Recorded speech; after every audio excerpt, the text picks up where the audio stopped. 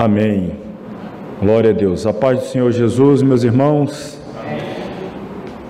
Eis-nos aqui na nossa segunda aula da nossa disciplina Introdução à Cultura Judaica. Hoje, para dar início aí falando, ainda dentro do ciclo da vida judaica, um dos momentos mais especiais, sem dúvida, cujas analogias, os simbolismos dentro do universo espiritual é de alcance imensurável. E hoje nós vamos aprender juntos aqui um pouquinho e tenho certeza absoluta que edificados todos seremos. Vamos nos colocar sobre os pés, fazer uma oração.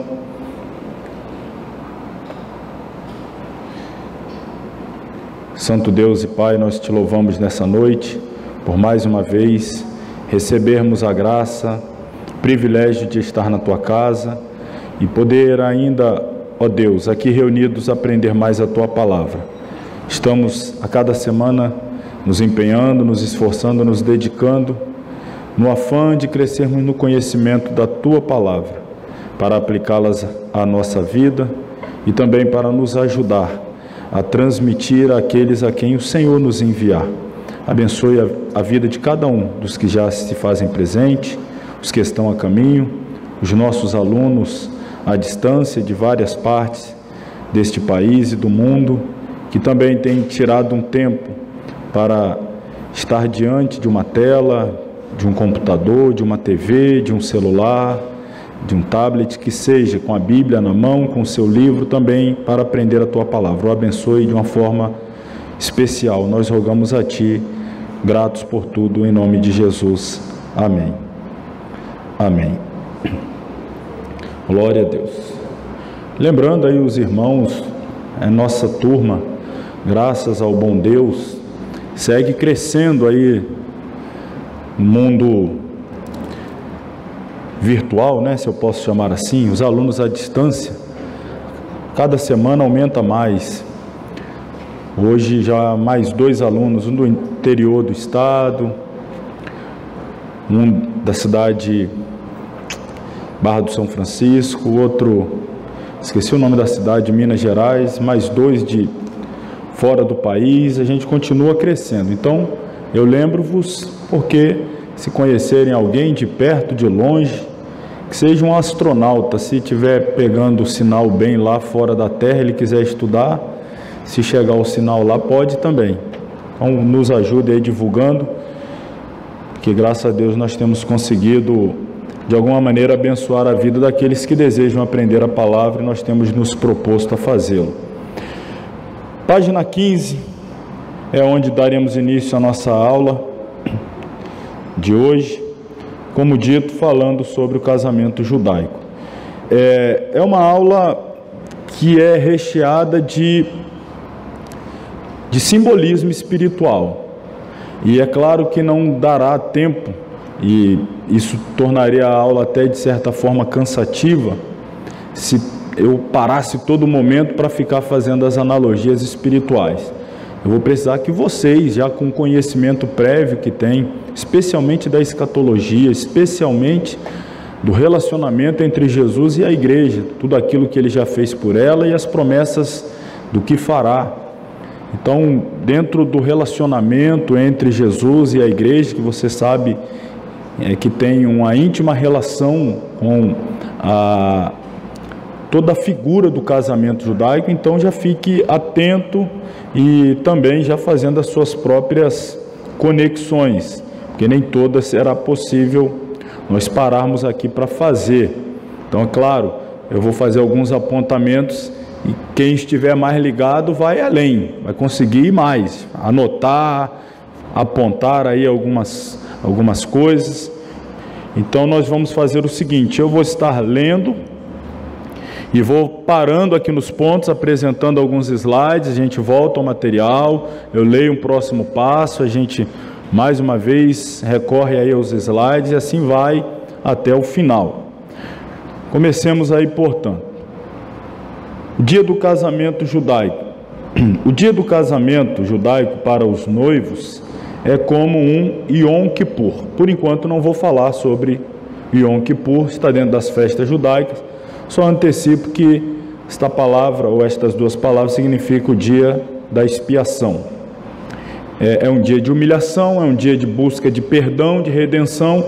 Então o casamento é como se fosse esse dia de comunhão especial pessoal para os noivos.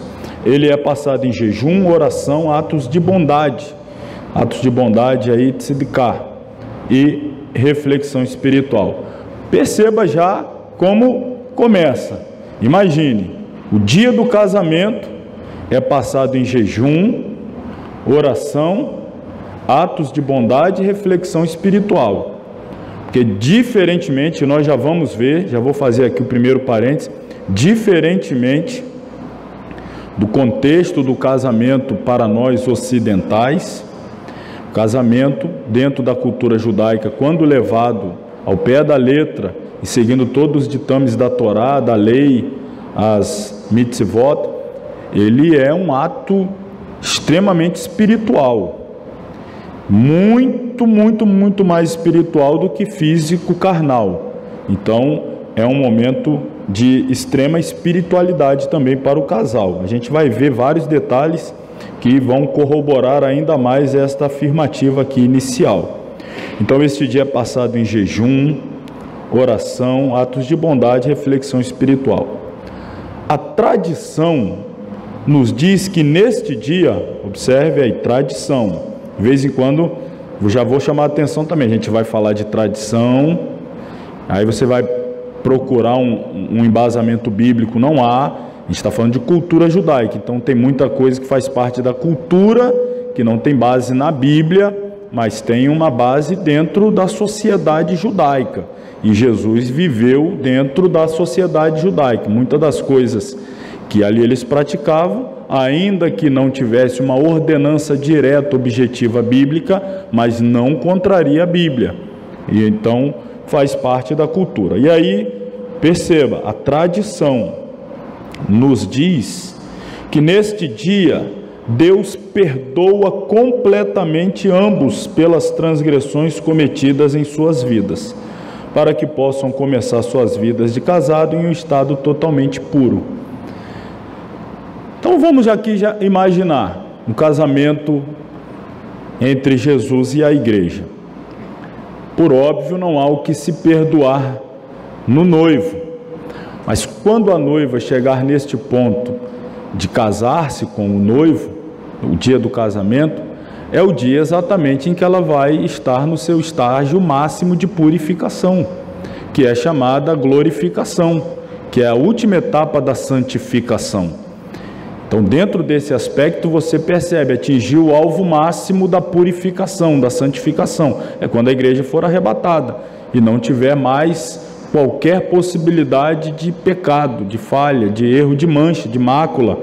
Então, todos os pecados, claro, já foram perdoados, mas neste dia, toda mancha, toda mácula, toda possibilidade de novo pecado é erradicado, porque a igreja, quando for arrebatada, terá o seu corpo glorificado, que, disse e repito, é o último estágio da santificação, qual chamamos de glorificação. Pois bem, aí vem o mikveh, que é o mikveh, o banho ritual de corpo e alma.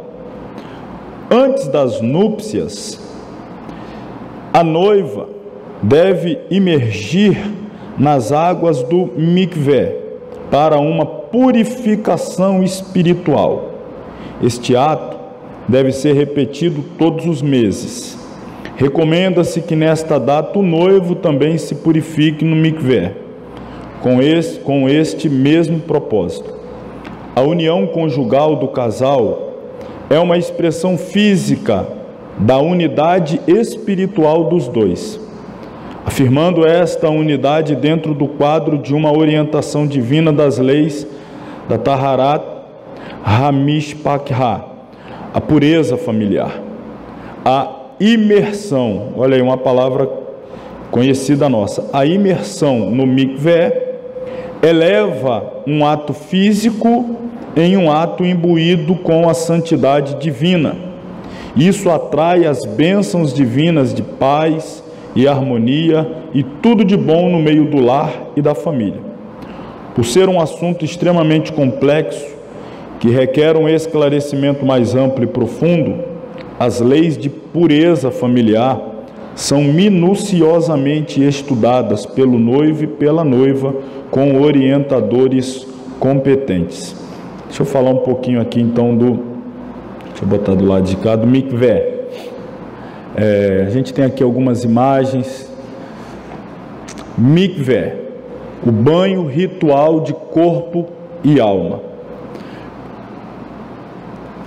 Mikvé é o nome que se dá, na verdade, é uma espécie de tanque ou uma banheira. Aqui talvez não dê para ver muito bem, porque está um tom muito amarelo, né, de tijolos, assim, aliás, de pedras daquela região da Terra Santa, e ali embaixo, então, está ali como se fosse uma piscina, né, mas é um grande tanque para purificação, para lavagem por imersão.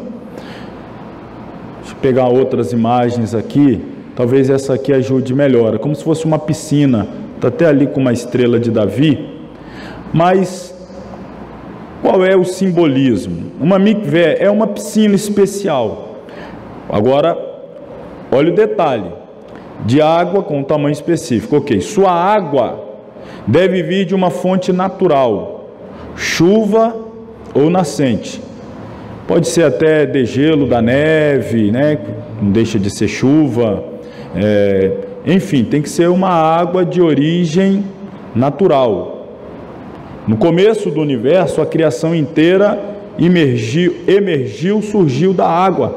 Quando a gente lê lá no Gênesis, que Deus vai fazer separação, mas o Espírito de Deus se movia sobre a face das águas, e a terra estava submersa, e depois então ela emerge das águas, para então Deus começar a criar, a partir da matéria-prima que ele tira, né, da imersão das águas.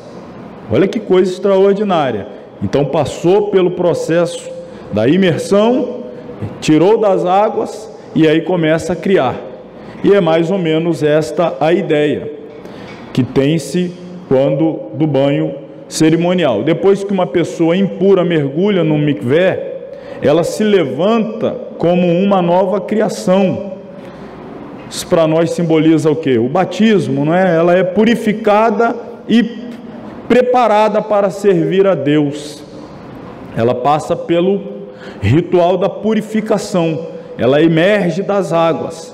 Só que o destaque que se dá aqui é que essas águas precisam ser, dentro da cultura e da tradição, precisam ser águas naturais, de fonte, da chuva, enfim.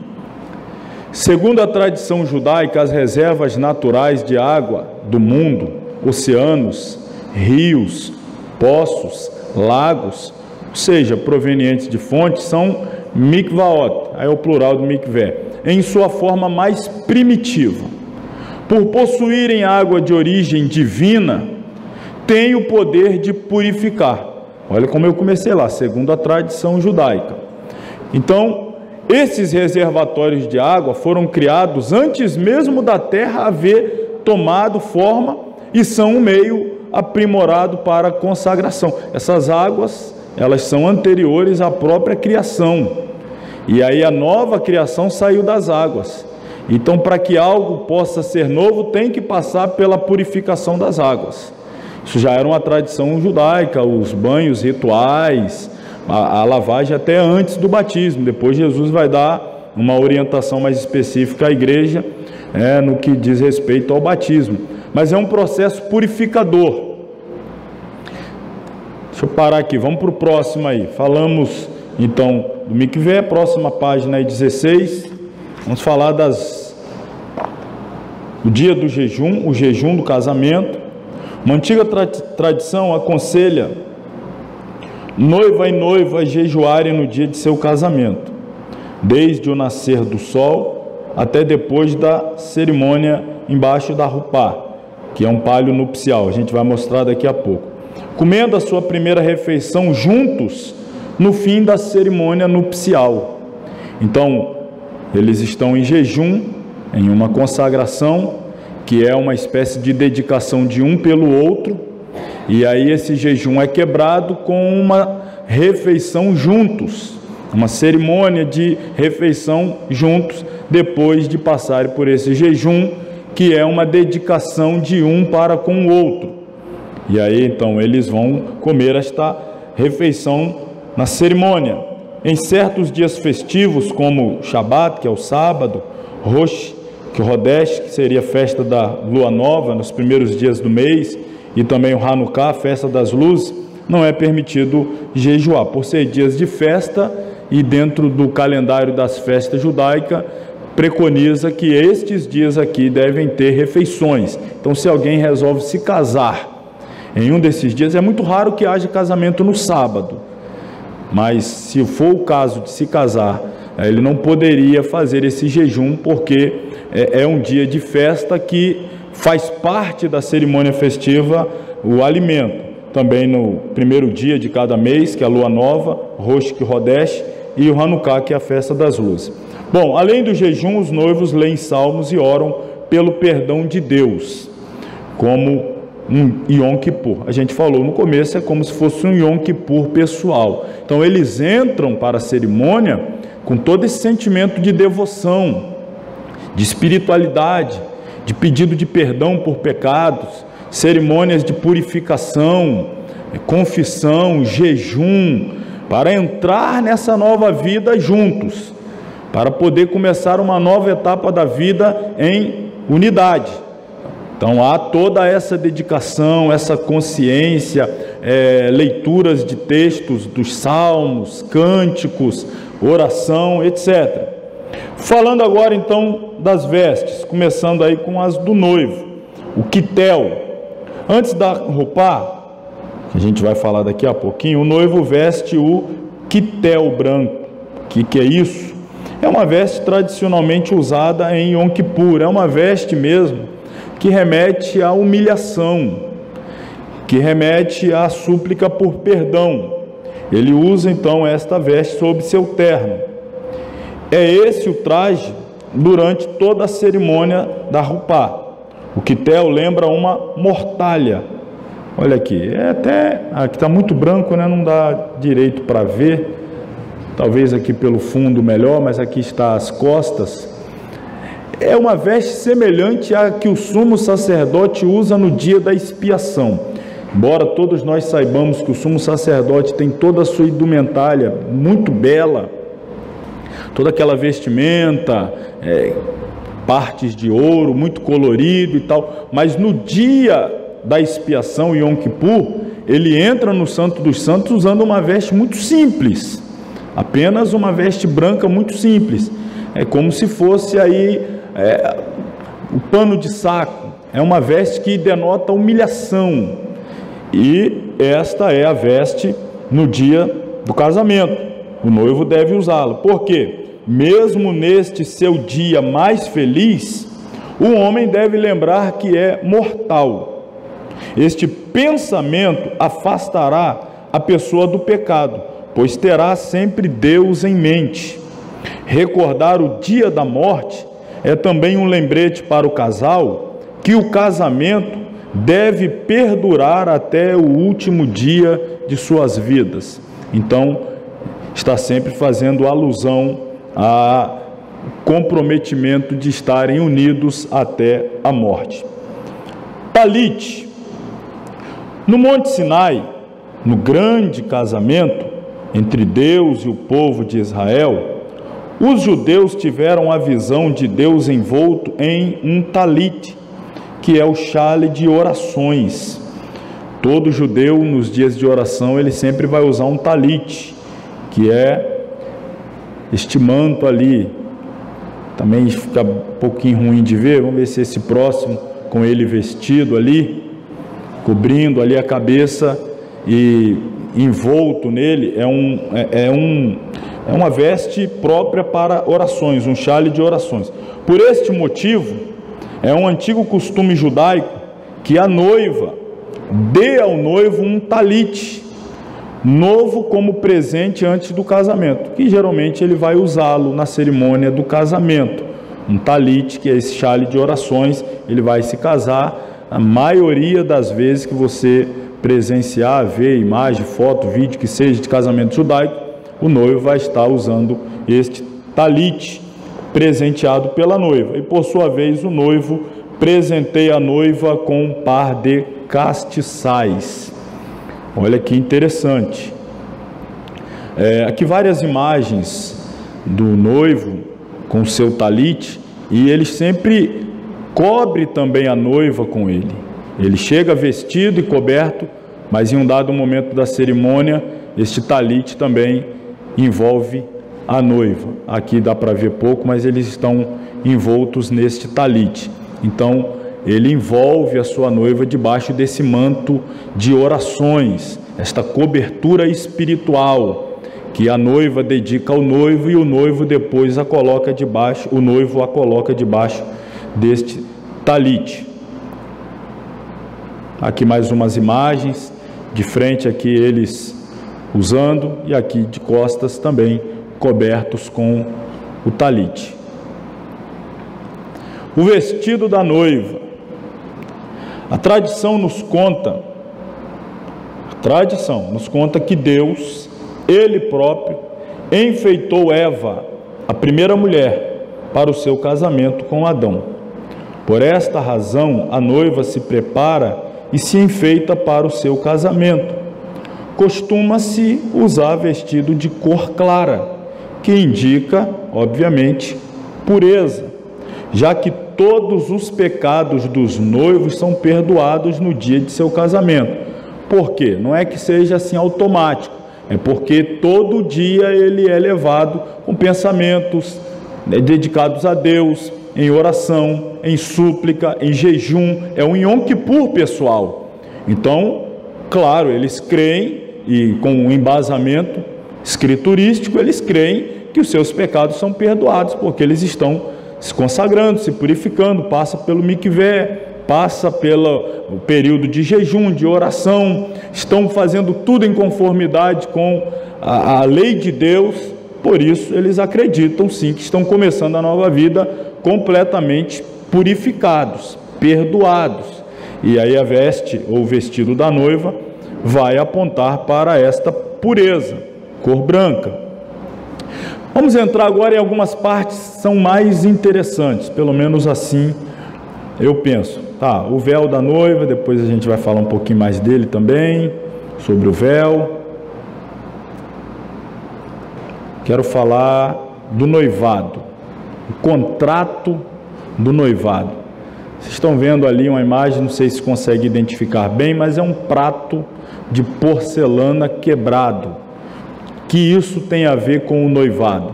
Um prato de porcelana quebrado. Vamos ver aí. A tradição judaica, perceba que eu sempre inicio apontando a tradição, a cultura. A tradição judaica especifica que antes da cerimônia do casamento, os contratos, num texto padrão, sejam elaborados num documento escrito e assinado por duas testemunhas e pelos noivos. As testemunhas devem ser homens adultos, seguidores das mitzvot, preceitos da Torá, sem serem parentes, nem do noivo, nem da noiva, nem entre si. Vocês são pessoas totalmente isentas, pessoas reconhecidamente na sociedade judaica, respeitadores das mitzvot, das leis de Deus, e que saibam o que estão fazendo. Eles estão testemunhando a assinatura de um contrato de noivado. O que é esse contrato? Após a leitura do documento, o contrato tendo sido escrito, preparado, como um contrato mesmo de cartório, assinado pelo noivo, pela noiva, pelas testemunhas. Os pais estão ali presentes nesse momento, os pais do noivo, os pais da noiva. Então, após a leitura desse, já vou trazer o nome aqui, depois eu explico melhor, que é o Shitar Tenaim, as mães dos noivos quebram um prato de porcelana. O prato de porcelana é quebrado para indicar que, como a porcelana nunca pode ser consertada, um contrato de noivado quebrado também é algo muito grave. O noivado, ele tem um contrato que transforma os noivos em, usar uma expressão assim, semi-esposo e semi-esposa. É um contrato que teria uma equivalência tão séria quanto o próprio contrato de casamento, que a gente vai falar daqui a pouco, a ketubá. Se houvesse quebra de contrato, poderia, por exemplo, por parte do noivo, se comprometeu a casar com a noiva, já teria que pagar um dote. E dentro desse contrato já haveria uma multa contratual caso ele desistisse. Teria que ressarcir o pai da noiva ainda com o valor que por ele fosse exigido. Se fosse a noiva, por sua vez, que quebrasse o contrato, ela poderia ou ser isolada para nunca mais casar, ou poderia ser mesmo penalizada com a morte por violar um contrato de noivado. Poderia ser levada à morte. Lembramos aí, por exemplo, o episódio de José e Maria, que José acreditou que Maria tinha violado o contrato de noivado. Se ele anunciasse aquilo que ele imaginava, que ela havia se deitado com alguém com quem ela não tinha um contrato de noivado, ela tinha um contrato com ele, mas se deitou com alguém e engravidou. O pensamento dele, se isso fosse anunciado, ela poderia ser punida com a morte, por adultério. Mas ela não era casada, não seria adultério, seria fornicação. Não, já seria adultério, pelo contrato de noivado. Isso já seria um adultério e a pena já seria a pena capital, a pena de morte. Então, ele resolve deixá-la secretamente, mas aí todos nós já sabemos a história. Então, o contrato de noivado, ele tem um peso tão grande quanto o contrato de casamento em si. O noivado, na lei judaica, um noivado, esta palavra aqui, irusim, depois a gente vai usar as palavras, são etapas do casamento. E a gente vai entender em que etapa nós estamos dentro do nosso relacionamento com o nosso noivo, o Senhor Jesus. Então são etapas. Esta aqui é a primeira etapa, chamada de irusim, aonde um contrato entre um homem, a mulher, o noivo e a noiva, se comprometem a se casar em algum momento futuro e as condições em que ele deverá ser realizado. Então, nesse contrato, por exemplo, o noivo já se compromete a ir em busca de um trabalho. Se ele já tem, ótimo. Se não tem, ele terá que ir em busca de um trabalho. Ele se compromete a buscar condições plenas para poder tirar da casa dos pais a noiva e cuidar dela, dando a ela dignidade, dando a ela vestimenta, dando a ela alimento. Então é o tempo em que ele vai preparar a casa, a morada, para depois ele vir buscar a noiva e levá-la para estar com ele. Esse é o intervalo e tudo está registrado no contrato, tudo está descrito com detalhes, assinado por eles e pelas testemunhas, de que ele vai trabalhar, vai se dedicar, vai estar apenas e tão somente dedicado a fazer tudo de melhor para, quando vir buscar a noiva, ter a casa, ter a moradia, ter as condições do cuidado a ela. Nesse tempo, a dedicação dele é a ela, os pensamentos dele é voltado a ela, os sentimentos dele são todos também dedicados a ela, e a contrapartida é que a noiva, enquanto o aguarda, também se separa, se santifica, se purifica e o aguarda. São alguns detalhes. A promessa pode ser feita pelas partes pretendentes, ou, claro, se a gente remontar aí uma cultura bem mais antiga, isso os próprios pais, às vezes, eram que faziam esses contratos, e os noivos só iam se conhecer no dia do casamento. Nos tempos bíblicos acontecia muito, os pais faziam o contrato, acertavam as partes contratuais, as cláusulas, o dote e tal, e a noiva só ia ver o noivo e o noivo a noiva no dia do casamento. Ok, isso também não é muito longe de uma realidade até do mundo como um todo. Então, dentro da cultura judaica não é muito diferente nessa época. A promessa é formalizada em um documento, conhecido como, o nome que eu já tinha dado, Shtar Tanaim.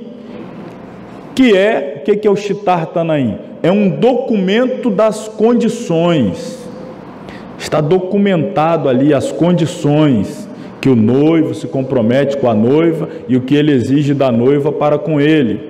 O que ele promete à noiva e o que ele exige da noiva. As testemunhas, as assinaturas, o dote, o que vai ser pago, o preço que vai ser pago para ele ter direito a vir buscar a noiva e levá-la para si.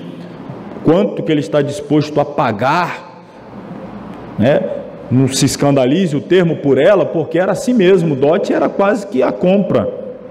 Dependendo do que o pai exigia, o pai da noiva, o preço era muito alto a ser pago, às vezes levava tempo. Vamos lembrar, por exemplo, aí do Jacó. Jacó queria casar com a Raquel. Qual foi a proposta? 7 anos de trabalho ininterrupto para poder casar com ela. Você vai tirar só aí o que paga aí a sua marmita, sua subsistência, o resto é tudo pagamento do dote. Quem é o homem hoje que queria trabalhar 7 anos aí para ter direito a casar?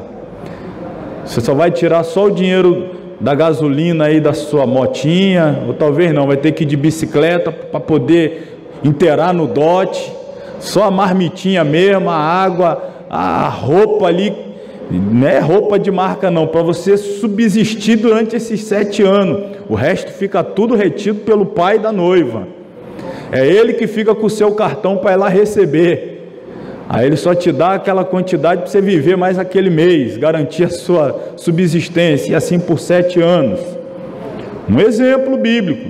Poderia ser mais, poderia ser menos o preço. Enfim, a Bíblia diz que o Jacó amava tanto Rebeca que os 7 anos foram o quê? Pareceram que foram poucos dias, não é? Olha aí, o amor dele por ela, parecia que foram poucos dias. Bom, a gente falou aí, lembrando, então, após a leitura, foi feito o documento, foi assinado pelas partes, foi assinado pelas testemunhas. Agora quem está ali responsável, vamos colocar hoje aqui que se fosse num cartório, então o responsável, ele vai fazer a leitura, para que possam ser afirmados, você está de acordo, é isso mesmo? Então após a leitura, como nós dissemos, as mães da futura noiva e do noivo quebram o prato de porcelana. E aqui tem um exemplo, elas aqui com um martelo na mão, o prato aqui não dá para ver porque é branco, né? E quebram o prato, é o símbolo. E o noivo de olho ali, ó, aqui, ó. Não dá mais para consertar o prato, não dá para voltar atrás mais com o contrato que você assinou. Se voltar atrás, a multa é grande. Vamos falar agora então do contrato de casamento. A outra etapa é o chamado Ketubá. Vamos olhar aí. O contrato matrimonial especifica as responsabilidades do marido para com sua esposa, como provê-la com alimento, roupa e direitos conjugais. A assinatura da Ketubá, que é o contrato judaico de casamento, demonstra que os noivos não veem o casamento apenas como uma união física e emocional, mas também como um compromisso legal e moral. 2 homens, seguidores das mitzvot, igual lá no contrato de noivado. Aqui, mais uma vez, 2 homens servem de testemunha no ato da assinatura da Ketubá, assegurando que tudo seja feito de acordo com a prática legal e tradicional judaica. Aí vem a Kabbalat Panaim, a cerimônia de saudação aos noivos. A celebração do casamento judaico inicia-se com a Kabbalat Panaim, que é uma recepção na qual o noivo e a noiva são cumprimentados por parentes e amigos. A noiva e o noivo sentam-se em locais distintos e as recepções ocorrem separadamente, já que noivo e noiva não se veem No dia do casamento? Na semana do casamento. Toda aquela semana não pode ter contato nenhum entre o noivo e a noiva. Eles assinaram o contrato de noivado, assinaram o contrato de casamento. Geralmente, quando se casa hoje, a maioria das vezes, faz-se o casamento civil um dia antes, 2 dias antes, no máximo ali antes da cerimônia religiosa. Ele vai casar no sábado, vai lá no cartório na sexta ou na quinta. Nesse caso aqui, esse intervalo aí é de 1 semana, e aí, desde essa assinatura, eles só vão se ver quando da cerimônia chamada aqui da religiosa. Então, eles não se veem nesse intervalo, já estão comprometidos com suas testemunhas, tendo visto as assinaturas na Ketuvá. Agora tem que aguardar o dia oficial do casamento, em que o noivo então e a noiva se encontrarão e ele a levará para si. A tradição nos diz que em certas ocasiões especiais, Deus escuta e atende nossas preces com mais intensidade. Eu peguei aqui ditos de um judeu, então por isso nossas preces. Nos momentos do acendimento das velas de Shabat, na sexta-feira à noite, por exemplo, para o noivo e a noiva, o dia do casamento é outra destas ocasiões especiais, especialmente embaixo da rupá. Nós vamos falar da rupá ainda. É costume e apropriado se aproximar dos noivos e pedir a eles que intercedam por um amigo, pessoa querida que necessita particularmente das bênçãos de Deus, por alguém que se encontra enfermo, por alguém que deseja casar-se, etc. Então a mentalidade é essa: os noivos estão numa sintonia espiritual com Deus tão grande que eles servem de intercessores para outros que estão desejosos de uma bênção, necessitados de uma cura, de uma enfermidade, de uma porta de emprego, está na fila do casamento. Vai lá, já que vocês estão aí vindo de uma consagração, oração, jejum, estão com os pecados perdoados, estão em dia com Deus, estão com crédito no céu, interceda por mim. Então era comum, é ainda comum, que se faça esse tipo de pedido. Vamos olhar um pouquinho mais aqui a Ketuvá. Isso aqui é um exemplo de Ketuvá, ali não dá muito para ler, mas se desse também, quem de nós aqui ia ler os hebraicos que está aqui e traduzir, não é? Como aqui está tudo em hebraico. Às vezes, irmão, independente do país em que os judeus se casam, pode ser judeus brasileiros, judeus americanos, judeus de qualquer outra parte da Europa, de onde seja, mas geralmente a Ketuvá é escrita mesmo em hebraico, porque eles são judeus, a despeito de terem nascido em qualquer outra parte do mundo, são descendentes de Abraão e eles estão cumprindo toda a cultura, a tradição judaica. Então a Ketuvá geralmente vem escrito em língua hebraica, até porque os próprios judeus entendem que o hebraico é uma língua que Deus lhes deu, e aí eles a entendem como uma língua mais santa do que todas as outras línguas que existem. Se você pode até ser convidado aí numa sinagoga, algumas partes da cerimônia ali numa sinagoga vai ser dentro da língua que todos que estão ali entendam, mas tem alguns momentos que só será mesmo em hebraico. A oração vai ser em hebraico, a leitura do texto que eles vão ali depois discorrer vai ser em hebraico. Se for fazer menção ao nome de Deus, então você já sabe, a gente já falou sobre isso aí. Então essa tradição ela é seguida à risca. Então ali está a Ketubá, o contrato de casamento, em que o noivo se compromete a dar para a noiva sustento, alimento, roupas, cuidado em todas as esferas, emocional, espiritual, e aí também suprindo todas as necessidades da noiva. E aí um momento de assinatura da Ketuvá. A recepção dos noivos. Vamos lá. Vamos ler aqui. É um mandamento positivo, de origem rabínica, honrar e louvar a noiva, providenciar o que ela necessita e alegrá-la. O Talmud designa-lhe um trono de noiva e instrui todos os que comparecem a agir como seu séquito, ou como súditos, que ali estão a honrando, ali estão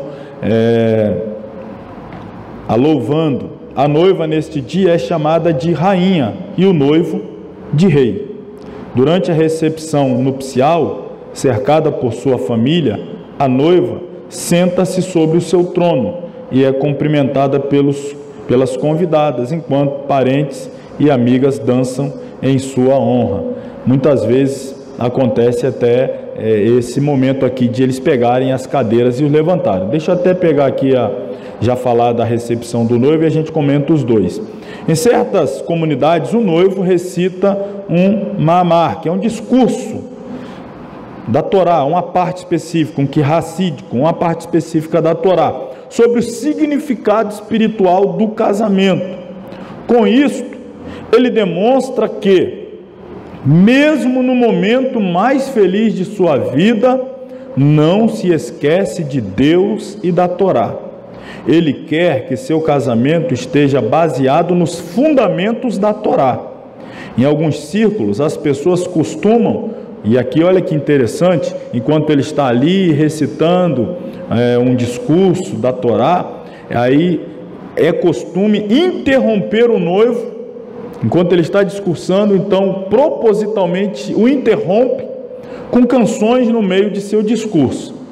Sendo o casamento uma réplica, dentro da tradição judaica, o casamento é o quê? Está replicando, está reproduzindo o dia em que Deus deu a Torá para o povo, porque aquilo ali para eles é o casamento entre Deus e Israel. A Torá seria essa Ketubá, seria todas as leis, o contrato. Eles viram Deus descendo envolto num talite, que seria toda essa glória e tal, sendo Moisés ali o celebrador da cerimônia, acompanhado por Arão. Então, para eles, todo o casamento é uma reprodução desse momento, do casamento entre Deus e a nação de Israel. E um dos momentos, ainda que tristes, mas fatídicos, dessa celebração lá no monte, é que Deus estava pronunciando os 10 mandamentos, o noivo profere um discurso, mas assim como as tábuas da lei foram quebradas, também o discurso do noivo é quebrado, é interrompido, para lembrar também que naquela cerimônia a Ketubá foi quebrada. Então, enquanto ele está proferindo uma expressão que alude ao casamento, então o momento do seu discurso é quebrado, é interrompido, para se lembrar também deste momento. Então, a maioria das vezes, ainda hoje é comum acontecer nos casamentos entre judeus, deles os levantarem ali, sentados nas suas cadeiras como espécie de trono, e eles são levados por todo o ambiente ali, o espaço, que seja um cerimonial, etc. E as pessoas vão dançando e cantando em volta deles. Cobrir o rosto da noiva. A última etapa preparatória para o casamento ocorre quando o noivo, acompanhado por seus pais e todos os convidados, se dirige até o local onde a noiva está recebendo os convidados. Lá, ele coloca o véu sobre a cabeça da noiva, que fica ladeada por pelas duas mães, a mãe dela e a mãe dele. Neste momento, é costume os pais abençoarem a noiva, o pai dele e o pai dela, o pai do noivo e o pai da noiva, colocando suas mãos por cima da cabeça da noiva e proferindo a bênção. Que Deus te faça como as matriarcas Sara, Rebeca, Raquel e Leia. E também a bênção sacerdotal, que o Senhor te abençoe e te guarde, que o Senhor faça resplandecer o seu rosto sobre ti, tenha misericórdia de ti, que o Senhor sobre ti, estendo o rosto, lhe dê a paz. Os pais podem também acrescentar qualquer bênção ou prece particular.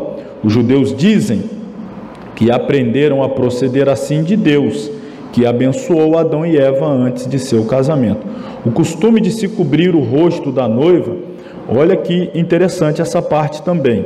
Lembra a nossa matriarca Rebeca, em seu recato, cobrindo seu rosto com um véu em seu primeiro encontro com Isaac. Lembra que Rebeca está sendo trazida por Eliezer para se encontrar com Isaac.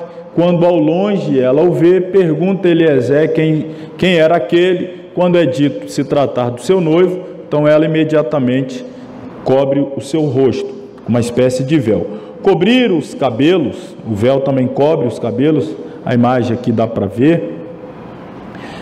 Cobrir os cabelos simboliza a modéstia que caracteriza as virtudes da mulher judia. O casamento de Isaac com Rebeca marcou o começo do povo judeu, imitando o gesto de Rebeca. A noiva espera de que seja igualmente merecedora das bênçãos divinas no seu casamento. Lembrando que, embora tenha havido patriarcas anteriores, Abraão e Sara, mas quando Deus os chama, eles já estavam casados. Então, o primeiro casamento depois do chamado de Abraão foi o casamento de Isaac e Rebeca, que aí é o mais simbólico dos casamentos dos patriarcas, a ser copiado. Isso aqui, irmãos, é tremendo demais. Olha, esse próximo parágrafo aí chama a sua atenção. Outro motivo pelo qual o noivo cobre o rosto da noiva é que a presença divina irradia do rosto da noiva neste momento. A gente já falou aqui sobre a última etapa, a glorificação, e por isso deve ser coberto. Lembra do Moisés com o rosto refletindo a glória e precisou colocar um véu? Então a noiva no dia do casamento também refletirá a glória, e por isso o véu é a última etapa da santificação, é a glorificação, o rosto irradiando a glória. Outro motivo que eu também chamo muitíssimo a sua atenção é esse aqui, ó. Mais um motivo é para indicar que o noivo não está interessado apenas na sua beleza física, pois beleza é algo passageiro, pode desvanecer com o tempo. Ele está atraído pelas suas qualidades espirituais, algo que ela nunca irá perder. Então eu até coloquei aqui, eu anotei, ao noivo pouco importa as virtudes passageiras, ele está buscando uma noiva com virtudes eternas. Quando o noivo olha e está buscando uma noiva, ele não está procurando virtudes que possam passar com o tempo, virtudes efêmeras como a beleza, mas ele está em busca de virtudes eternas. Então, cobrir o que se pode ver para encontrar o que não se pode ver. Não sei se ficou legal a frase, não, também escrevi isso aí de tarde, mas é mais ou menos, você cobre o que você pode ver para que os seus olhos se abram a fim de que você observe, busque, encontre aquilo que não se pode ver, as virtudes espirituais. De certa maneira, cada noivo é um reflexo de Rebeca, pois o casamento não é somente um processo particular que une duas pessoas dispostas a construir um lar individual, mas é uma instituição sagrada que abrange o povo todo. É uma união que traz à tona milhares de resultados benéficos para o casal e para toda a comunidade. Então eles têm esse senso de que o casamento deles não é uma bênção apenas para eles, mas é uma bênção para toda a sociedade judaica. Família forte, uma família exemplar, uma família que nasce debaixo da bênção de Deus e se preocupa, isso vai refletir em bênçãos incontáveis para a sociedade. Imagine que todos tivessem o mesmo pensamento, todo casal fosse iniciar a sua vida com esse pensamento: eu tenho um compromisso com Deus e com a minha sociedade, eu preciso ser exemplo, eu preciso ser uma boa esposa, eu preciso ser um bom esposo, eu preciso ser um bom pai, criar filhos que reflitam a glória de Deus. Se todos cumprissem esse papel, então, inúmeras, milhares de bênçãos, incontáveis bênçãos estão aqui inseridas. Então essa responsabilidade eles têm também no dia do casamento. No seu caminho para Arrupá, o noivo, junto com seus acompanhantes, faz uma rápida parada no local onde vestirá o quitel, que é o manto branco. E aí ele vai prosseguir até Arrupá, seguido pela noiva, acompanhada pelas duas mães e pelas mulheres presentes. Aí vamos ao casamento. Estou falando muito da Arrupá, daqui a pouco a gente vai falar da Arrupá. Só para matar um pouco a curiosidade, é o lugar onde eles ficam debaixo, é a cobertura. Então o casamento se dá debaixo de uma cobertura, é Arrupá, o tempo todo está falando. Eles vão até Arrupá, se encontram na Arrupá, isso é uma cobertura que está sobre eles. Casamento. Os pais que acompanham o noivo e a noiva até Arrupá seguram velas acesas. Olha, os acompanhantes vão levando suas lamparinas acesas, suas velas, já que os noivos são comparados a rei e rainha, devem ser escoltados por um séquito, por súditos. Os sábios, em suas tradições, contam que no casamento do primeiro casal, isso é tradição judaica, olha aí, os anjos Miguel e Gabriel escoltaram Adão e o levaram até Eva. Isso aí a gente só vai saber quando chegar lá no céu, né? Também Moisés e Arão levaram o povo de Israel para o casamento com Deus, ao redor do Monte Sinai. Assim como Deus foi acompanhado pelas duas tábuas da lei e por miríades de anjos, os noivos são acompanhados pelos pais. O Isaac teve a companhia dos seus pais, aliás, do seu pai, e a Rebeca teve a companhia do Eliezer. Os acompanhantes que levam as velas ficavam à direita e à esquerda dos noivos. A mão direita representa bondade, a esquerda firmeza. Direita e esquerda simbolizam o relacionamento entre o casal, que deve ser contrabalanceado com amor e firmeza, saber dar e não procurar só receber. Então, o casamento é uma via dupla, onde não busca só receber, mas tem que dar também. Arão, que procurava a paz e o amor entre as pessoas, personifica a harmonia que deve existir entre o casal. E Moisés, que recebeu a Torá, representa as leis e regras que devem reger a nossa vida.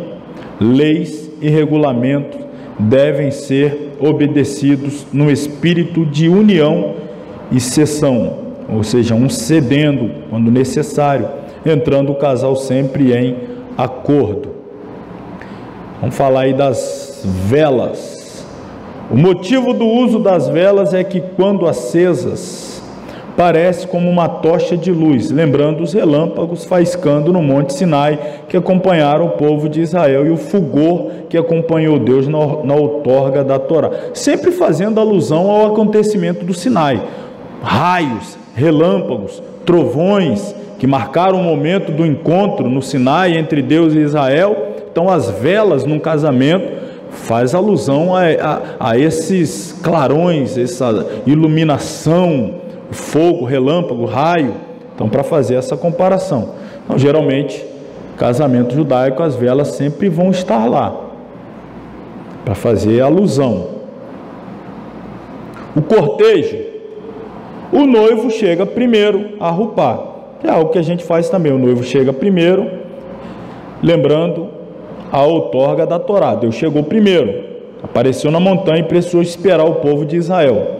Outro motivo porque o noivo vem primeiro é que um casamento só pode ser ajustado com o consentimento da mulher. Por isso, ela vai a Arrupá para o noivo, mostrando que realmente deseja esse casamento.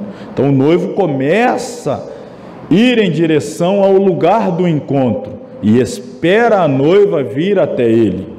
E aí deve haver desejo por parte da noiva, deve haver interesse dela, e tudo isso deve ser demonstrado, claro, pelo cumprimento do contrato que foi assinado, do noivado, pelo posicionamento dela em concordância com tudo aquilo que ela assinou no contrato. E aí então ela vai ser conduzida ao encontro dele, que é o que dá o primeiro passo, chega lá primeiro e a aguarda.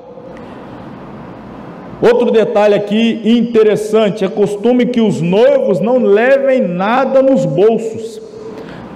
Em alguns casos, sequer usem joias durante a cerimônia da rupá, para indicar que cada um é aceito pelo outro por aquilo que é, e não por causa das suas posses. Então vai sem nada. Um está recebendo o outro sem nada, ou seja, demonstrando que estão interessados na essência, no que são e não no que têm. Outro motivo é que o noivo, no dia do seu casamento, é como o Kohen Gadol, sumo sacerdote. Lembra que ele no Yom Kippur, que entra no Santo dos Santos, lá ele usava uma roupa branca simples, sem bolsos, sem trajar suas roupas douradas. Assim como os levitas, acompanhavam o serviço divino no templo com instrumentos musicais, também os noivos são acompanhados com músicas até chegarem à rupá. Então o cortejo, o noivo chega na frente, está debaixo da rupá, aguarda a noiva vir até ele de forma voluntária. O cortejo, que acabamos de falar, o boi ver shalom, homens, depois que a noiva chega até ele, ele dá o braço direito e fica do lado do coração da noiva.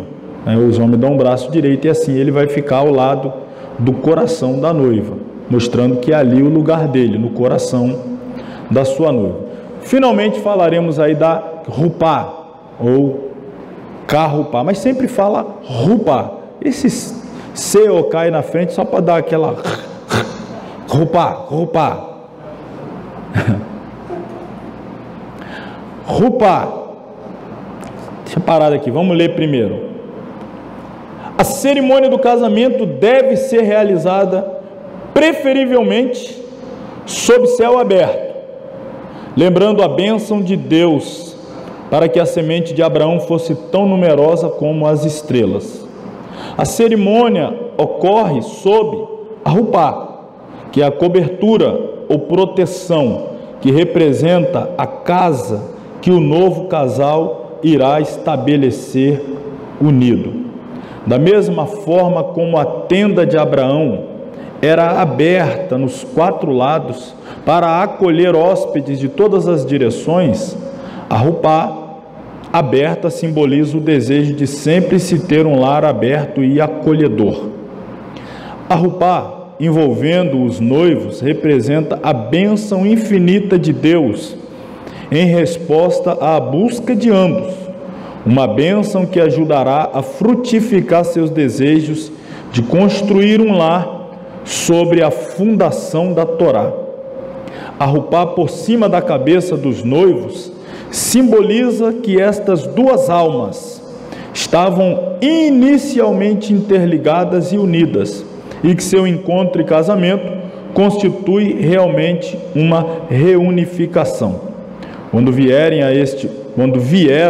isso aqui é tradição, olha, essa parte também é interessante da tradição judaica. Às vezes hoje aí usa a expressão, encontrei minha alma gêmea e tal, talvez tenha alguma origem nessa tradição.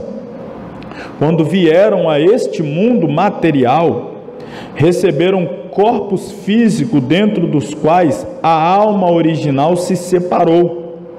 Finalmente, elas se reencontram e se unem, ou se reúnem. Isto explica a grande alegria de um casamento. Uma reunião após uma separação temporária é muito mais emocionante que a união de algo completamente noivo. Então, para eles, quando o noivo e a noiva nasceram, a alma, que é uma, se dividiu e uma parte ficou com a noiva e uma parte ficou com o noivo. E eles ficaram peregrinando até se encontrarem e haver essa união mística desta uma alma. E aí agora não são mais dois, são um. A alma se encontrou. Estamos falando aqui, claro, irmão, isso é símbolo, isso é tradição. Não estamos entrando aí pela parte de misticismo, nada disso. Mas é o entendimento deles. Não tem duas almas, não tem duas vontades, não tem dois sentimentos, não tem dois desejos. Tem uma alma, um sentimento, é a unidade. Estavam separadas, se uniram e agora andam em um só propósito, em um só sentimento, em uma só emoção, em um só pensamento. Então, dentro desse aspecto que eles assim entendem. A Rupá também relembra a revelação, mais uma vez, no Monte Sinai, onde o povo de Israel foi consagrado a Deus, quando ele ergueu a montanha sobre suas cabeças como uma Rupá. A Rupá também lembra o Mixcã. O que é isso? É o tabernáculo, o santuário de Deus, construído no deserto do Sinai. Seu teto, o teto do tabernáculo, foi feito de tapeçarias, apoiado sobre colunas de madeira, como a Rupá. Deixa eu ver se eu já apresento aqui, antes da gente prosseguir. Então a Rupá é isso aí, é uma tenda, representa a casa a ser construída e dividida pelos noivos, como a tenda de Abraão. Então tem vários formatos, vários modelos, mas sempre aberto nas laterais, as 4 colunas e essa cobertura por cima. Lembrando aí o tabernáculo, que tinha suas bases, tinha suas colunas e era coberta por tapeçaria, e ali se manifestava, se revelava a glória de Deus. Então é o símbolo dessa família que está sendo edificada sobre essas bases, coluna, sobre essa cobertura espiritual, e Deus estando ali dentro junto com eles. É esse o pensamento. A Rupá também representa o conceito da harmonia conjugal, o qual só pode ser alcançado com amor e respeito, e quando o casal se dedica a uma meta comum, acima e além do seu próprio ser limitado. Há uma meta divina que os abrange, os abraça, os eleva, os refina. Então eles entendem, se encontraram para juntos cumprir um propósito único. Deus os criou, a alma deles junta, se separou, agora se encontra para cumprir um propósito divino. Está debaixo de uma única direção, um único objetivo. Eles não estão mais separados, mas se uniram para cumprir um propósito. A Rupá sob o céu aberto reflete a esperança de que esta união será abençoada com muito brilho, como as estrelas que iluminam o céu. Às vezes, uma estrela parece não ter muita claridade, mas dá para reconhecer que ela está emitindo luz na imensa escuridão do céu. Assim também, na vida de um indivíduo ou de um casal, há mérito e valor em cada ato, palavra ou pensamento, por mínimos que sejam. A felicidade se desenvolve a partir do total de pequenas minúcias e detalhes que constituem a vida cotidiana de um casal. Respeitando o próximo em áreas maiores é apenas civilidade. Respeito e consideração nos pequenos detalhes é indicativo de um relacionamento realmente afetivo e saudável. Então, mais algumas imagens aí da Rupá. Vamos falar agora do Kiddushin. É uma outra etapa. A gente falou lá do contrato de noivado, que é o Irusim. Agora é o segundo momento, chamado de Kiddushin. É uma consagração dos noivos. É como se fosse uma ceia. Já vamos remontar aqui a última ceia, aliás, a última Páscoa, que foi a instituição da ceia.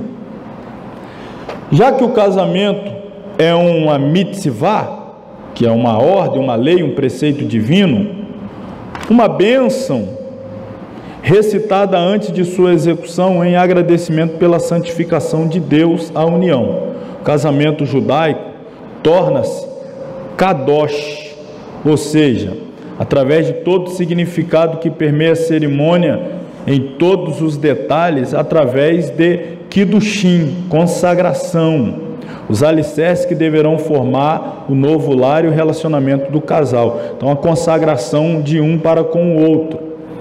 É essa celebração que depois vai se concretizar no encontro definitivo. Passou pelo contrato do Irusim, passou pela consagração do Kiddushin, agora este relacionamento não é meramente contratual, não é meramente assinatura, mas é santificado, consagrado, até chegar à etapa final que a gente vai falar já já.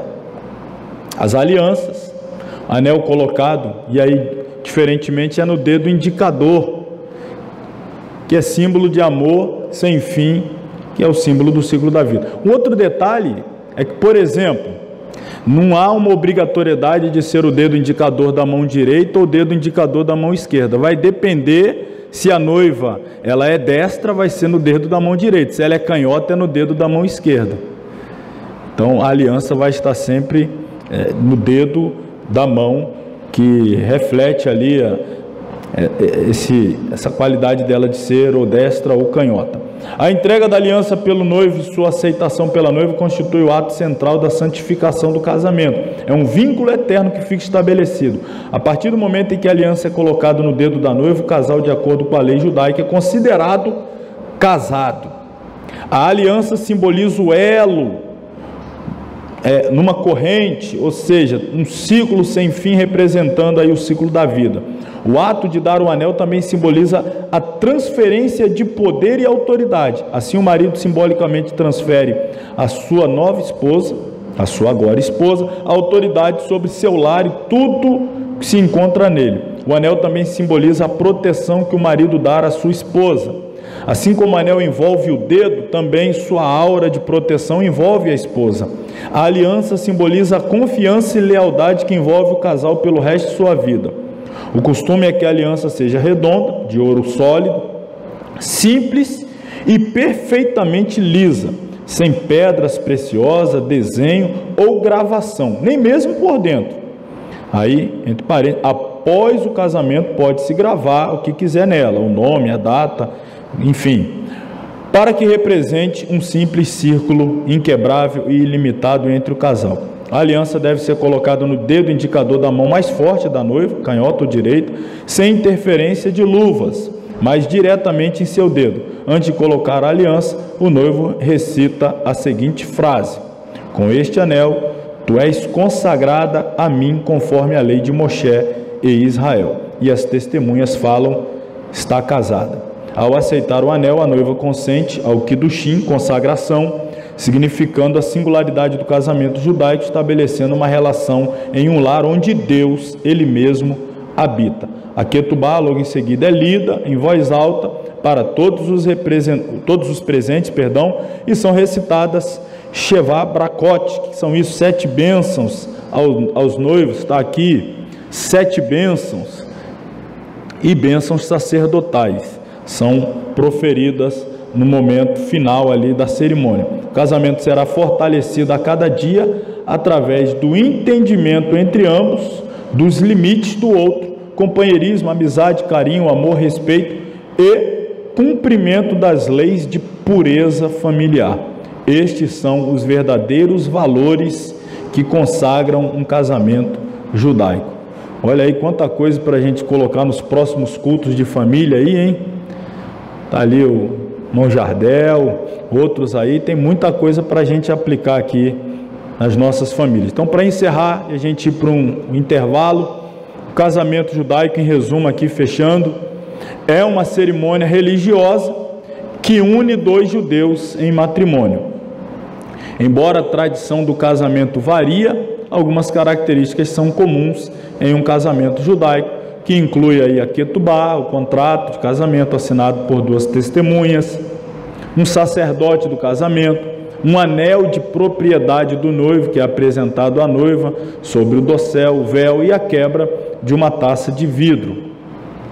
Para o judaísmo, o amor é muito mais que um encontro de corpos e mentes, é um verdadeiro encontro de almas. A alma, ao descer o mundo, a gente já falou aqui, ó, é dividida em 2 metades. Uma fica com o homem, outra com a mulher. No período do nascimento até o casamento, as 2 partes encontram-se em casas separadas e muitas vezes em sociedades, até países diferentes. No momento predestinado, elas se encontram. Então, o pensamento é esse. Você estava predestinada para mim. O pensamento do noivo para a noiva e da noiva para o noivo não é acaso, não é minha escolha, não é minha decisão. Você já via, a outra parte da minha alma está aí, a outra parte da sua alma aqui, não tem outra possibilidade, não teria condição de sequer pensar em outra noiva ou outro noivo. só poderia ser exatamente esse casamento. E aí então, indissolúvel, eterno, eles entendem que adentrarão a eternidade. Você vê que até a preocupação do judeu perguntando lá, depois que a mulher morrer e tal, e casou com outro, e aí na eternidade, quem é que vai ser o marido dela? Não, calma aí, na eternidade não casa mais nem dá em casamento. Jesus explicou isso, por causa desse entendimento, isso vai durar por toda a eternidade. Mas só que na eternidade é o relacionamento entre a igreja e Jesus. É esse relacionamento aí que é de fato eterno. No momento predestinado, então, ao encontro da noiva e do noivo.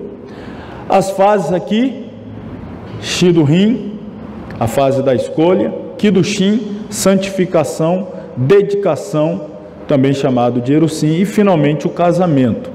Veja bem, já passou da fase da escolha, nós já fomos escolhidos, não fomos nós que escolhemos a Ele, Ele que nos escolheu a nós. Estamos na fase da santificação, da dedicação. Os contratos já foi assinado. Tem alguém que trouxe aí o contrato? Tem que andar com o contrato aí o tempo todo, tá? E o contrato aí, tá tudo prescrito aqui, as promessas do noivo para com a noiva, a responsabilidade da noiva para com o noivo.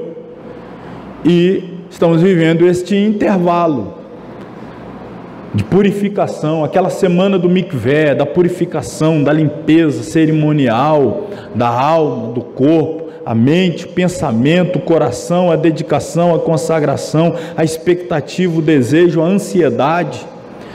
Daqui a pouco vem então o noivo ao encontro da noiva. Ele vem e depois a noiva vai ao encontro dele, e aí se dá o Nessuim, que é o casamento. Vamos aí ao intervalo, daqui a pouco a gente volta para entrar na segunda parte da nossa aula desta noite.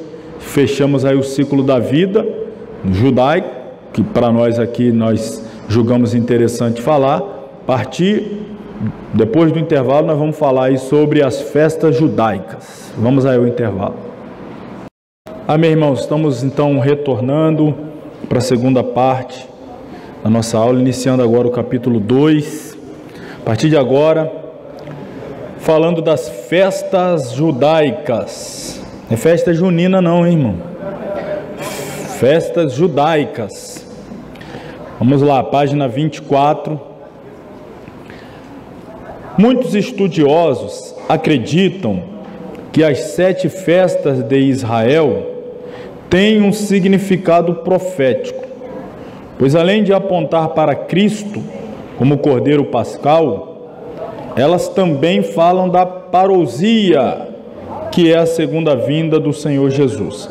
Já está aí no rodapé o significado, da palavra grega parousia, que era usado com sentido de presença ou vinda.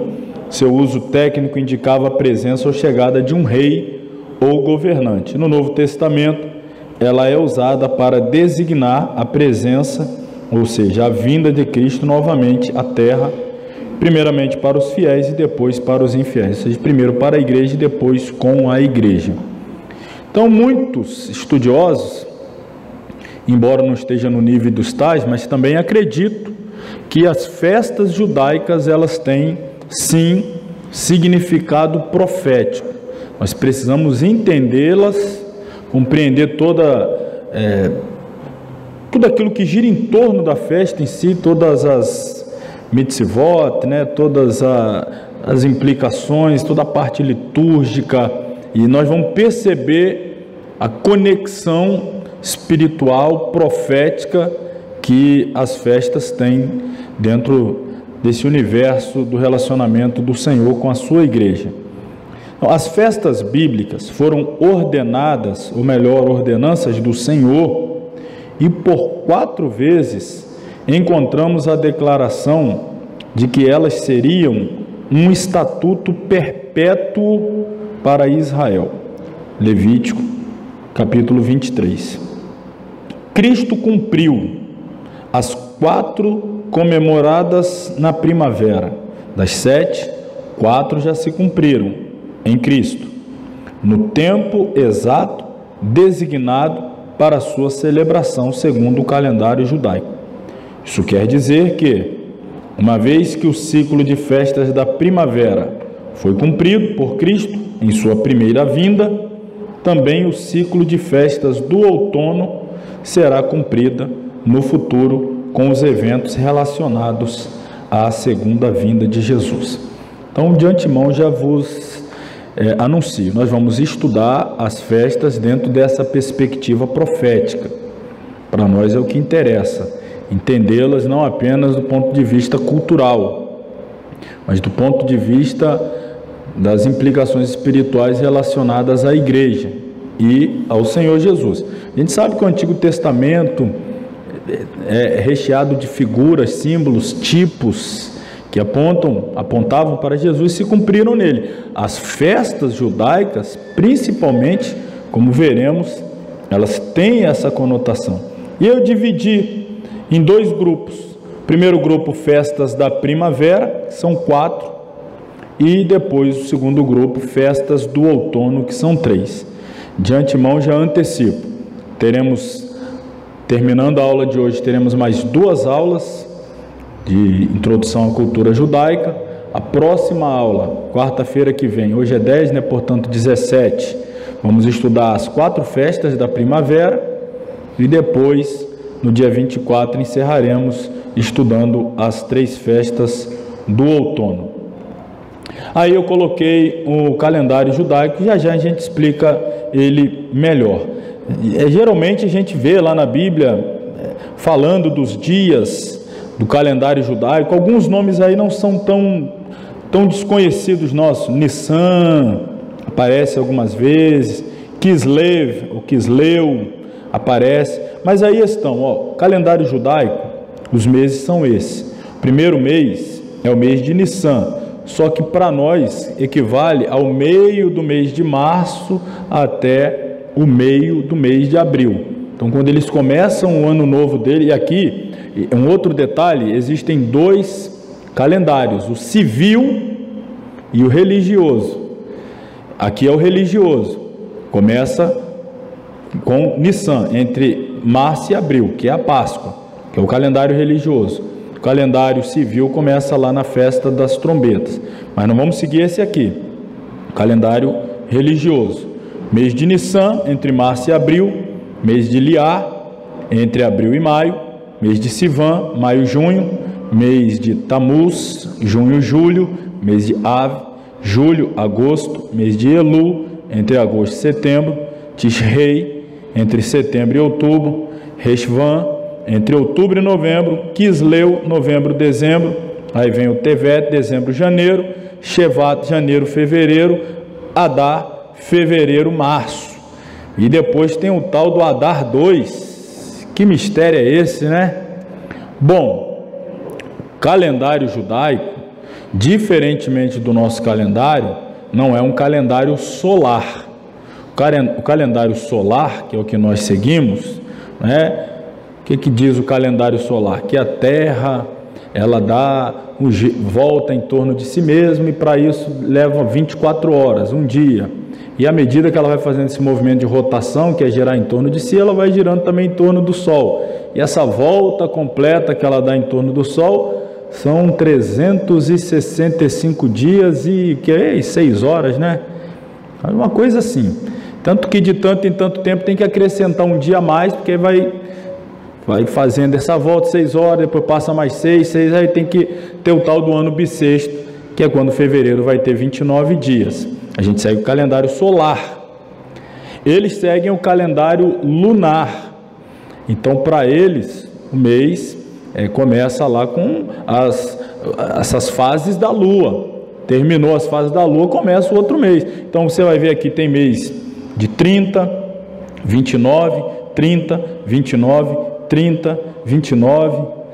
Você sabe uma coisa que eu acho interessante? Quando a gente fala assim do nosso calendário, aí a gente fala assim, o mês tem 30 dias, a maioria com exceções, o mês tem 30 dias, quando na verdade o 30 é a exceção. Não sei se você já parou para pensar, o 30 é a exceção, claro, excetuando lá o fevereiro, 28 algumas vezes, 29, né? Mas vamos lá, janeiro tem quantos dias? 31, aí esquece o fevereiro. Março tem quantos?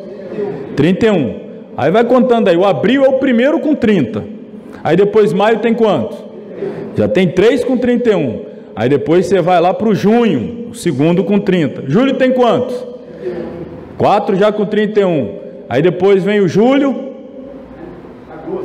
Ah, já falei do julho, perdão. Agosto. Já está com 5 aqui, ó, a goleada aqui já. 5-2. Aí depois vem o setembro, 30. Já ficou 5-3. Aí vem o outubro, 31. O novembro, 30. E o dezembro, 31. Tem 7 meses com 31. E a gente fala, o mês tem 30. 31 é exceção. É 7 é exceção e 4 é regra. O negócio está meio doido, né? Você nunca tinha parado para pensar nisso não, né? Eu não vou cobrar nada mais por isso não, tá? Fica tranquilo. Mas se quiser fazer o Pix...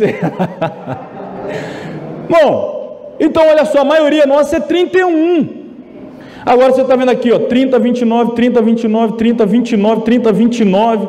Então o que acontece? No calendário nosso, cuja maioria é 31, o ano vai terminar com 365.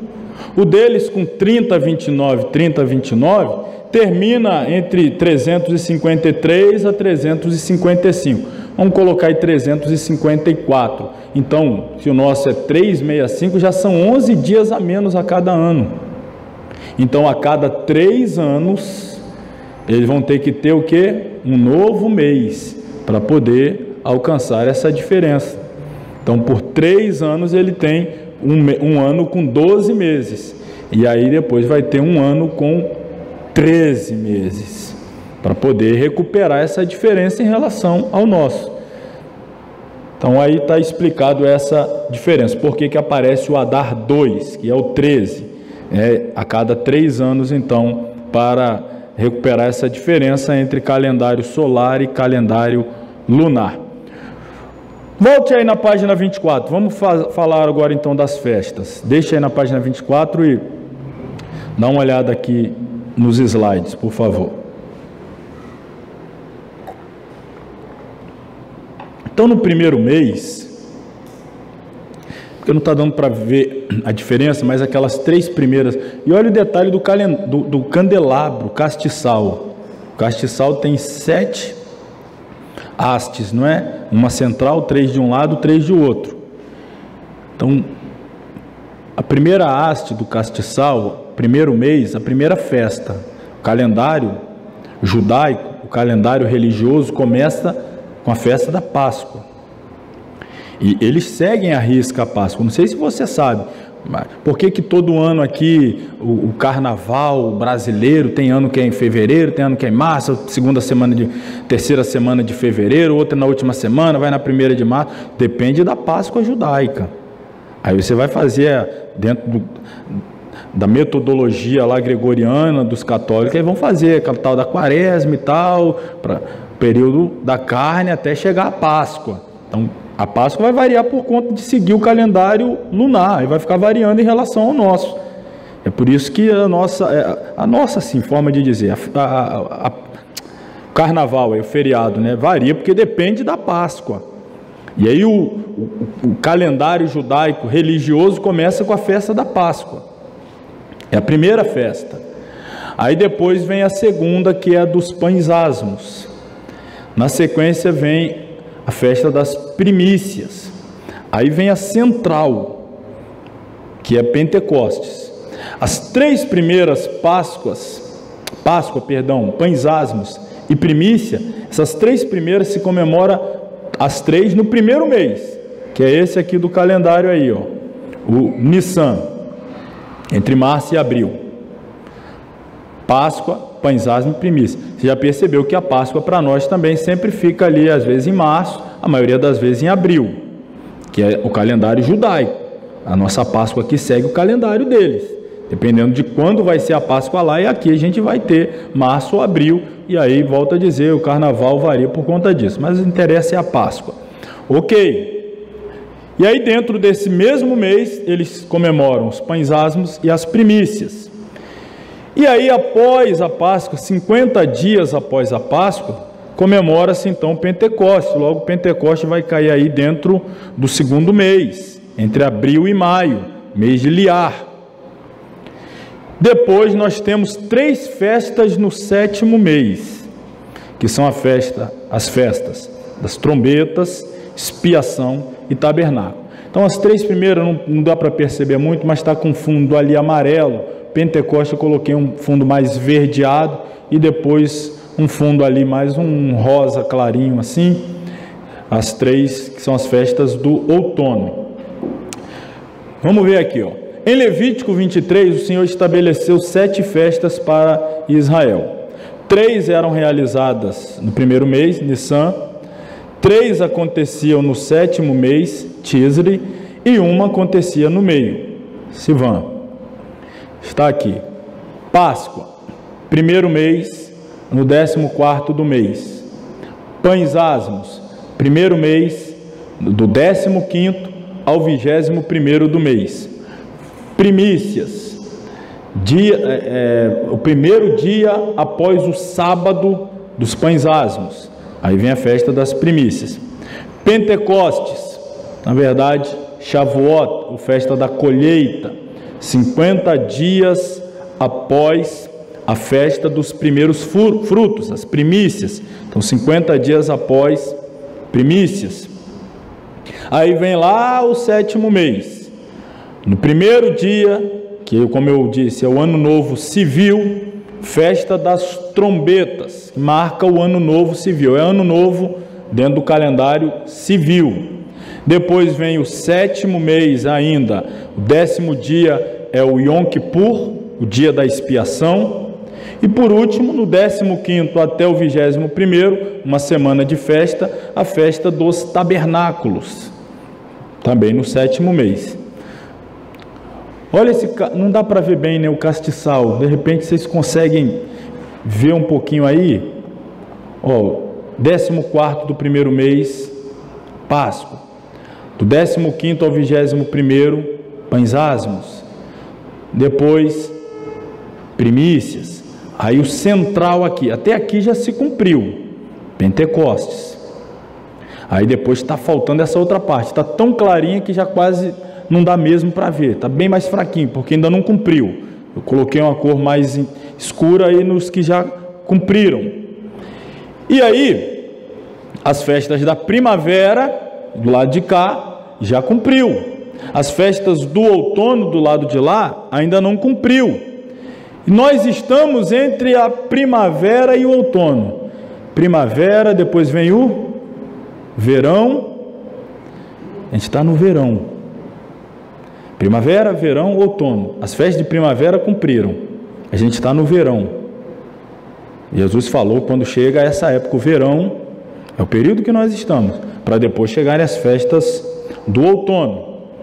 A primeira parte aqui cumpriu com a primeira vinda de Jesus, Páscoa, pães asmos, primícias e Pentecostes, que aponta para a morte e ressurreição. Essas outras aqui lidam com a sua vinda, seu retorno, a sua volta, trombetas, expiação e tabernáculo. Olha aqui, o plano profético.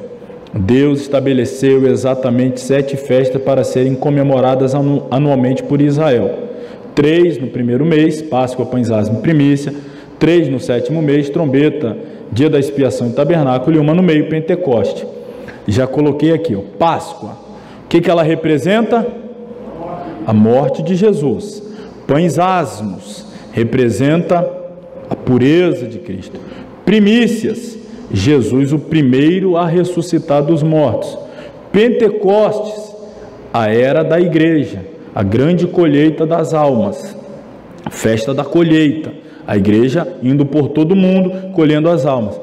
Quando vai encerrar o Pentecostes? Com a festa da trombeta, com o toque da trombeta. Encerra a dispensação da igreja, e aí vai começar a segunda etapa, arrebatamento. Depois que a igreja for arrebatada, começa a expiação, Yom Kippur dos judeus. que é a grande tribulação, que é um período de purificação dos judeus, para depois se estabelecer a festa dos tabernáculos no milênio. Então nós já passamos a Páscoa, profeticamente falando, já passamos pães asmos, já passamos primícias, estamos vivendo aí o período de Pentecostes, que se inaugurou com a descida do Espírito Santo exatamente no dia de Pentecostes, e estamos aguardando o que? O toque da trombeta. Aí já vai desencadear as festas do outono. Então estamos vivendo o verão, que é a época de ficar de olho em Israel, que é o grande sinal. Então, semana que vem a gente começa a falar das festas de primavera. Vamos falar da Páscoa, festa da liberdade, seu significado no Antigo Testamento, a representatividade dela, o Cordeiro em Jesus e etc. E vamos falar dos pães asmos aí, o matzá, purificação, enfim. Pode dar muito spoiler não, deixa eu guardar um pouquinho aqui, né? Vocês já entenderam aí. Vamos falar as 4 festas, porque são as que já cumpriram. E aí a gente, depois da última aula, a gente fala das 3 que vão se cumprir. Amém? Amém. Então não falte, em nome de Jesus. Eu tenho certeza que vai valer a pena a sua vinda aí. Vai ter os pregadores aí, vai ter mensagem para pregar em ceia. E, irmão, falar de Páscoa, falar de pães asmos, mensagens proféticas aqui extraordinárias. Vamos então encerrar, agradecer a Deus, mais uma vez agradeço os irmãos, aos alunos da Escola Teológica Shema aqui presente, aos alunos à distância que nos acompanham, a todos, Deus abençoe. Quem ainda não inscreveu no canal, aluno daqui ou à distância, por favor, não esqueça de se inscrever aí. Vamos aumentar mais o número de inscritos, pessoas que estão sempre recebendo as nossas aulas, sendo abençoados. Vamos orar então, irmãos, e encerrar. Querido Deus e Pai, mais uma vez a Ti elevamos a nossa voz em oração e em gratidão por tudo que aprendemos de Ti nessa noite, por intermédio do Teu Santo Espírito. Ó Deus, nós fomos edificados com as lições do casamento judaico e entendendo toda a sua relevância dentro do universo profético e a realidade do seu relacionamento com a sua igreja, conosco.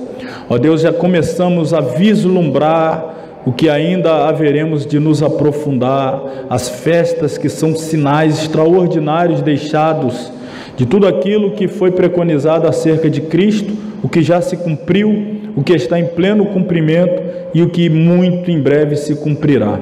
Que nós possamos nos encontrar preparados, prontos, para não sermos pegos de surpresa, mas sim, ó Pai, estarmos atentos quando por ocasião do soar da trombeta, para que possamos ir ao encontro do nosso noivo nos ares e assim estarmos para sempre com o Senhor.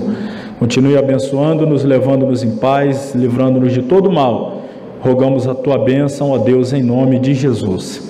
Que o grande amor de Deus, a graça do Senhor Jesus Cristo, a comunhão e a consolação do Espírito Santo seja com todos que amam e aguardam a volta de Jesus, e todos digam amém. Amém.